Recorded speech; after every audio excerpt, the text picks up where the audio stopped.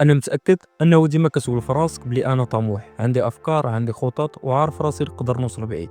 وكل نهار كتعاود نفس الهضرة، إلا غير طبقت اللي عارف حياتي غتبدل.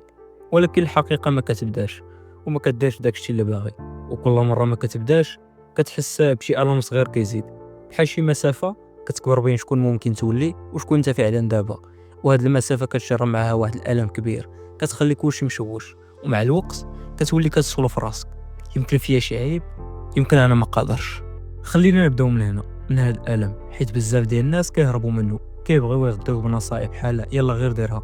ولكن الالم الحقيقي والاهم ماشي حيت انت ضعيف، الالم موجود حيت العقل ديالك كيدافع عليك بالطريقه ديالو.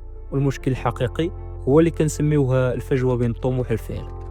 تخيل راسك واقف على شي جرف، وقدامك شي جرف اخر فيه كلشي اللي بغيتي، النجاح ديالك، طموحات، النسخه اللي عارف راسك ممكن تولي، وبيناتهم شي واد غارق.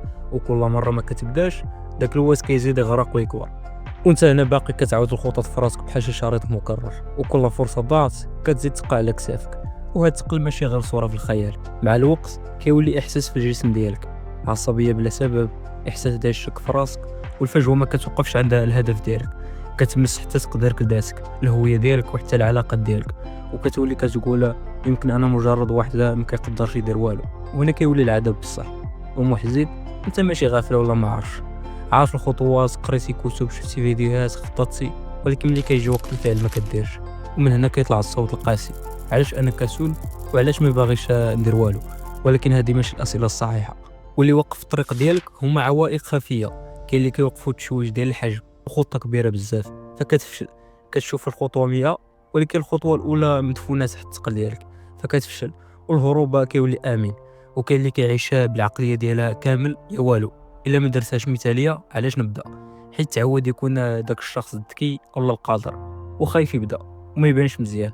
في الامان هو ما تبداش اصلا. وواحد الفخ اخر كنسميه فيلم المستقبل، كتمضي ساعات في التخطيط، في التفاصيل، وكتحس براسك كتخدم، ولكن في الحقيقه هارب من الفعل. حيت التخطيط ما فيهش خطر ديال الفشل، كيعطيك احساس بالتحكم لا ما تواجه الواقع. هادو كاملين ماشي فشل، هادو ميكانيزمات دفاع.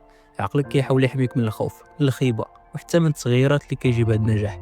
ولكن غير الفهم ما كافيش، خاصنا نكسروا هذه الحلقه. ولكن كيفاش؟ ماشي بالاراده الحديديه ولا بالتحفيز، حيت كون كان التحفيز كافي كل مشيتي بهذه شحال هادي. الخطوه الاولى خاصك تواجه الواقع ديالك، كتب الهدف ديالك، ومن بعد كتب شنو درتي هاد السيمانه باش تقرب ليه. مثلا بغيتي تكتب شي روايه، ولكن لقيتي راسك هاد السيمانه ما كتبتي والو، غتشد شي ورقه وتكتبها هاد السيمانه كتبت صفر ديال الكلمات. ماشي حكم، هذه معلومه وهذه الحقيقه. والخطوه الثانيه، صور راسك بكل صراحه، علاش ما درتش؟ واش كنت عيان؟ واش ما عرفتش منين نبدا؟ ولا واش كنت خايف؟ جاوب بلا عذر وبكل وضوح. والخطوه الثالثه، صغر الخطوات ديالك. نقولوا مثلا انت شخص باغي يبدا يجري، ما غاديش تجي وتبدا تجري ماراثون كامل، غتلبس الصباط ديالك ودير واحد فوتين صغير كل نهار. باغي تكتب شي كتاب ولا شي روايه، كتب ولو جمله واحده في النهار. المهم هنا هو تبدا. وإلا فاتك شي نهار راه ماشي كارثه، غير شوف السبب وخليها صغير الغدا. واخيرا هنا ما تعوش على الحماس ديالك، عول على الانضباط. حيت النجاح ماشي في انك تكون متحمس كل يوم، النجاح هو دير خطوه صغيره مره مره، هنا حتى تولي عاده. والحقيقه اللي صعيبه، الافكار ماشي كافيه والطموح ماشي كافي. اللي كيسد الفجوه هو الحركه مهما كانت صغيره.